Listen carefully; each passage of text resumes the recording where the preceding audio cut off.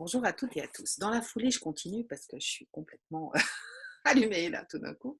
J'avais juste envie de continuer la vidéo d'hier en posant une question.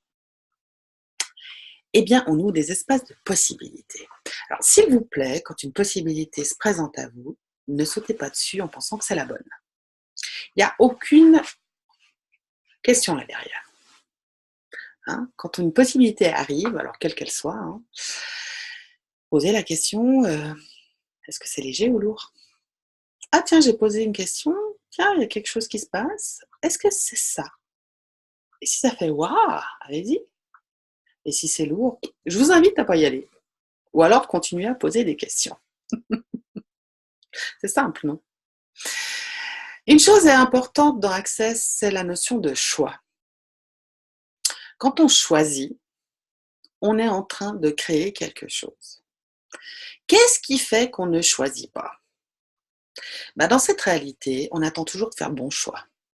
Donc on a vu hier, il n'y a pas de négatif, enfin bien sûr qu'il y a du négatif et du positif, et en même temps c'est ce qui nous coince. Donc dans l'idée, choisir, c'est s'autoriser à expérimenter. Et s'il n'y avait pas de bon choix, et s'il n'y avait pas de mauvais choix, juste un choix à faire et passer à l'action. La vie est bien plus simple, parce qu'en fait, on se rend compte que quand on choisit, on expérimente.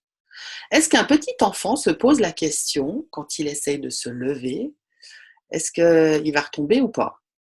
Il ne se pose pas la question, il fait, il choisit de se lever. Et puis au fur et à mesure, il va tomber 1 fois, 2 fois, 10 fois, 15 fois, 50 fois, puis à un moment donné, il sera assez musclé, il restera debout. Est-ce que c'était un mauvais choix? Edison, hein, je crois que c'est lui qui a inventé les ampoules. Combien d'ampoules il a dû tester avant de trouver celle qui fonctionne? Si ça avait été des mauvais choix, vous ne pensez pas qu'il aurait arrêté et qu'il n'aurait jamais inventé l'ampoule électrique? Ce qui nous coince aussi beaucoup, c'est donc de ne pas choisir, d'attendre que ce soit le bon choix. Je vous rappelle qu'en posant des questions, il y a des possibilités qui vont arriver et à partir de là, c'est de choisir. Et même si le choix que vous faites va se révéler être inconfortable, contrariant, désagréable, ou au contraire extraordinaire, merveilleux, fantastique, quel est le cadeau qu'il y a là derrière? Et n'oubliez pas, vous avez des choix de 10 secondes. Vous pouvez choisir toutes les 10 secondes. Vous allez me dire, oui, mais alors comment on fait pour s'engager? Alors l'engagement, déjà, c'est un autre sujet.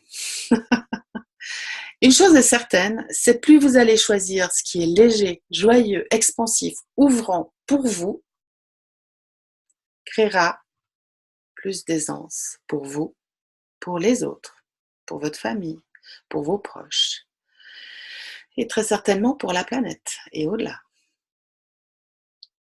Comment ça devient encore mieux que ça et quoi d'autre est possible? Donc s'il vous plaît, choisissez et passez à l'action. Parce que dans cette réalité, on peut choisir dans sa tête, on peut faire des choix. Si on ne passe pas à l'action, il n'y a rien qui se passe. Allez, à demain. Bye bye.